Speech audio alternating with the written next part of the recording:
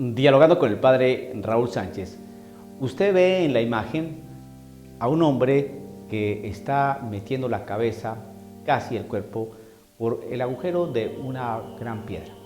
Bueno, esa piedra es una piedra de molino.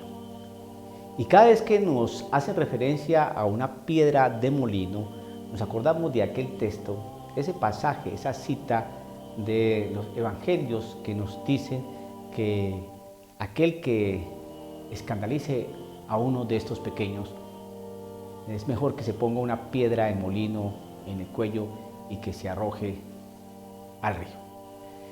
Pues es una situación bastante compleja. Esa palabra, ¿cómo la podemos matizar? ¿Cómo podemos restarle contundencia? ¿Y cómo podemos restarle el sentido que tiene? Aquí el Señor Jesús está defendiendo a los pequeños, a los sencillos, no a los niños necesariamente. Se pueden incorporar los niños y entender en este texto la presencia de los niños, sí, claro que sí. Pero bien saben ustedes que el Señor utiliza una expresión que es más amplia, más holística, que completa mejor su mensaje, su contundencia. El que escandalice a uno de estos pequeños, a uno de estos niños, a uno de estos inocentes. Es decir, que escandalizar. Y el Señor Jesús dice, escándalos siempre va a haber entre ustedes, o siempre va a haber escándalos. Pero hay de aquel que sea causa de ese escándalo. Porque sería mejor que le pusieran una piedra de molino en la cabeza y lo arrojaran al mar. Oiga pues, sería mejor eso que un escándalo. Que sea el que sea causante del escándalo. El escándalo va a estar. Escándalos va a haber, pero hay de aquel que escandalice a un inocente. Que escandalice a un pequeño. Entonces aquí el texto se puede entender, ¿sí? Que escandalice a un niño, ¿no? O que escandalice a un inocente, a un pequeño. ¿Quiénes son los pequeños? Miren, los pequeños, además de entender que sean los niños, los pequeños son aquellos que son ingenuos en su fe, que tienen puro el corazón, que son ignorantes de muchas cosas, que esperan que las autoridades les ayuden. Esos pequeños son los que tienen esperanza y tienen los ojos de bondad y piensan que el mundo siempre les va a favorecer o siempre les va a ayudar y a mostrar el mejor lado. Por eso se sienten tan tristes y tan defraudados y tan frustrados cuando esas esperanzas y esos ojos de luz y de alegría, ¿no?, son oscurecidos por la sombra del mal. En la Iglesia Católica hoy existe muchas personas que causan escándalos. Ya cuando digo escándalos, entonces usted ya está teniendo en claro a qué tipo de escándalos, todos estos escándalos de orden de homosexualidad, todos estos escándalos de pedofilia, de pederastia, todos estos escándalos, ¿no?, de sacerdotes, con una serie de inconsistencias, una serie de cosas que han afectado, ¿no?, y han dañado al pueblo católico. Todos nosotros los sacerdotes tenemos una alta responsabilidad de escandalizar, de dañar, de hacer sufrir, de sacar lágrimas a los pequeños, a los que esperan. Todos nosotros los sacerdotes. No hay ninguno que nos escapemos de esa realidad. Todos nosotros somos responsables y corresponsables, ¿no?, de los pequeños. Yo no digo que dentro del clero no existan algunos pequeños, inocentes, sacerdotes, ¿no?, que incluso están recién ordenados, que ven la vida con mucha esperanza y mucha alegría. No digo que no. Pero nosotros, los sacerdotes, hoy en día, estamos siendo causa de escándalo para la gente. Primero, con todas estas realidades escandalosas, valga la redundancia o la tautología, ¿no?, de todo este tipo de homosexualidad que existe en el clero. Tapan aquí, corren allá, cubren este lado, trasladan para allá, silencian por acá, sacan por allí. Es una cosa impresionante. Uno, los silencios pavorosos del clero frente a cuestiones de denuncia que tiene que haber. Silencios por falta de precisión doctrinal. Silencios para no quedar mal frente a la gente. Silencios para manejar lo políticamente correcto. Silencios para que las cosas no tengan un mayor colorido y mayor relevancia. Así como vamos, es mejor así. Silencios por una falsa prudencia que se confunde más bien con una cuestión de complicidad abierta. Unos grandes silencios por parte de altos prelados de la Iglesia Católica que podrían decir muchas cosas para aclarar, ¿no?, el magisterio que hoy se quiere empantanar. Estamos siendo causa de escándalos. Esos grandes silencios afectan mucho. Esas homilías, ¿no?, aguadas, descafeinadas, que están llenas de obviedades, que están llenas de perogrulladas, que no dicen nada y que no invitan a la conversión. Todo eso escandaliza. Frases que se van soltando, así, y eso, perdón, que quiero hacer especial relevancia y especificidad en esto que está pasando con el lenguaje. Se están soltando palabras que quedan como imprecisas, eso es lo que llama ambigüedad, y eso es causa de escándalo y de desconcierto y de perplejidad para los inocentes, para los pequeños, para los sencillos. Como cosas como estas. El demonio es una realidad simbólica. Eso se soltó así, se soltó. ¿Y para qué se soltó? Es precisamente se suelta para que empiece a crear confusión o expectativa o duda de eso. Esa es una. Otra. Jesucristo no multiplicó panes ni peces. Se soltó eso. 2000 años de historia escuchando que Jesucristo multiplicó panes y peces y de pronto nos sueltan que no. Y quedó así. Que eso no es magia. Entonces, ¿qué es? Tampoco aclaran. No es milagro, no es magia. Entonces, ¿qué es? No dicen nada. Que en el sagrario no hay conversiones. Se soltó eso. Bueno, nosotros tenemos que mirar de manera estricta. Bueno, sí, frente al sagrario yo no me voy a convertir en cristiano, ni voy a ser un excelente católico. No, pero decir eso, entonces uno dice, entonces, ¿qué significa estar de rodillas frente al sagrario? Cuando uno tiene una fe, ¿qué significa eso? Sabiendo que la conversión es un proceso, ¿no?, que se inicia con algo concreto, pero es un proceso.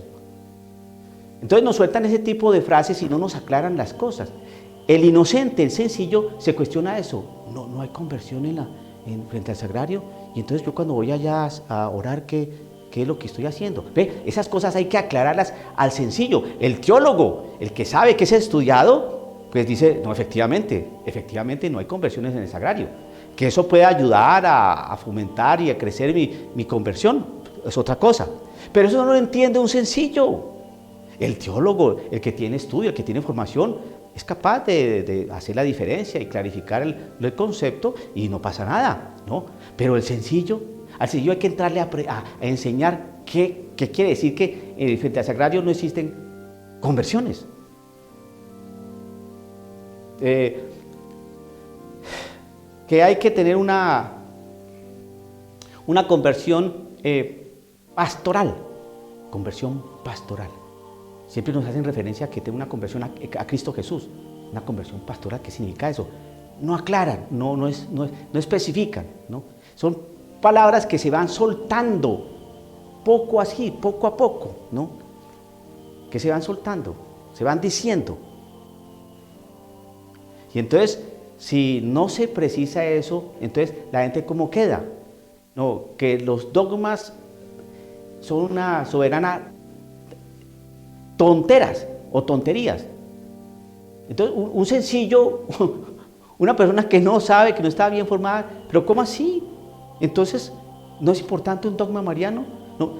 Ese tipo de lenguajes que se van soltando y entonces no se clarifica. Eso es causar escándalo a los pequeños. ¿Quiénes son los pequeños? Mire, los pequeños son los ignorantes, los que no tienen estudio, los campesinos que solamente van a arar la tierra, que se levantan muy temprano y se acuestan igualmente se acuestan temprano, que van los domingos a la iglesia, al pueblo, bajan al pueblo a vender sus verduras y sus artículos, que no entienden muy bien las cosas y que se quedan con un Padre Nuestro y una Ave María y de pronto un rosario por la noche.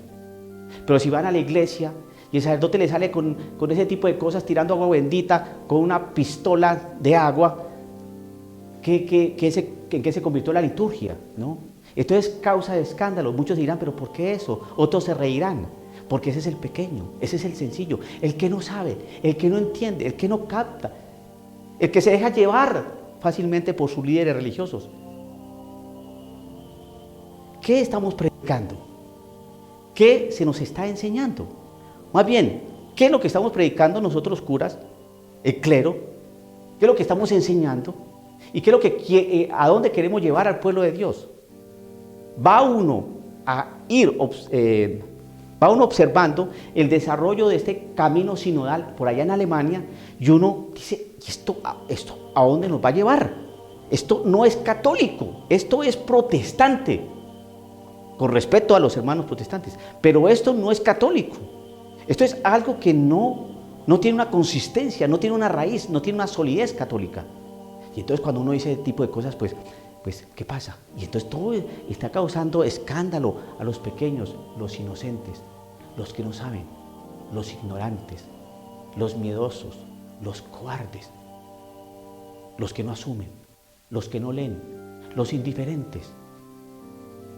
Esos son los pequeños. Y hay de aquel que causa el escándalo. Escándalo es una pequeña protuberancia que hay en el piso, en el griego. Escándalo, pequeña protuberancia en el piso. Usted va caminando y no ve la protuberancia, pero usted se tropieza. ¿Qué es lo que ve la gente? La caída, el estrépito de la caída. ¿Dónde está entonces el escándalo? En el estrépito de la caída. No, la gente ve la caída, pero no ve el escándalo. Hay de aquel que sea causa de escándalo, es decir, hay de aquel que es el que propicia el alboroto. Hay de aquel. Y se van poniendo una serie de escándalos, así suavecitos, no, así suavecitos. No, si Dios ama a todos los hombres y el Señor ama al homosexual. Y eso es cierto. ¿Sí? Y Dios es amor. Y eso es cierto. Y así pues entonces el Señor puede bendecir las relaciones homosexuales. Espérese un segundo. No es hombre y mujer. Todo eso es causa de escándalo. ¿Ve? Se pone la cosita pasito. Se pone suavecito la cosa de tropiezo. Suavecito lo pone. ¿No? Se van diciendo frasecitas, cositas, ¿no? Ahí como que todo está muy bien. Una reunión, ¿no?, de pequeños, un obispo, ¿no?, hablando sobre el ecumenismo. Niños de diferentes grupos no católicos. Y entonces hace una pregunta este obispo, ¿no?, porque uno de los niños, de esos inocentes, pregunta, bueno, pues entonces, ¿cómo es la cosa? Y le hacen la pregunta al niño, bueno, dime una cosa, ¿quién es más bueno? ¿Un luterano o un católico? ¿Quién es más bueno? Esa pregunta llevaba veneno para un inocente. No es quién es más bueno, no es dónde está la verdad, si en la que expresa el luterano o el católico. Porque buenos puede haber, hasta ateos puede ser más buenos que un luterano o que un católico, hasta un ateo. Es que no se trata de ser buenos, no, es dónde está la verdad. Porque Dios no nos manda a ser buenos, sino santos. Entonces, no es quién es más bueno, un luterano o un católico. No, la pregunta es, ¿dónde está la verdad? Y ahí es donde nosotros tenemos que empezar a trabajar en la verdad, en Cristo Jesús, que es la verdad. Somos causa de escándalos, somos gestores de escándalos, somos los que ponemos la protuberancia, la piedrita en el camino para hacer tropezar. Todos nosotros los curas, todos nosotros los sacerdotes hoy en día. Y el Señor nos va a tomar cuentas y nos va a poner una piedra de molino como esa que está allí en la fotografía. Hermanos, sacerdotes, ¿qué estamos haciendo nosotros? ¿a dónde vamos a llevar al pueblo de Dios? A esos inocentes. Y yo primero, que me llevo quizá a cuánta gente por mi antitestimonio. Tenemos que llevar al pueblo de Dios a la verdad, que es Cristo Jesús. Dialogando con el padre Raúl Sánchez.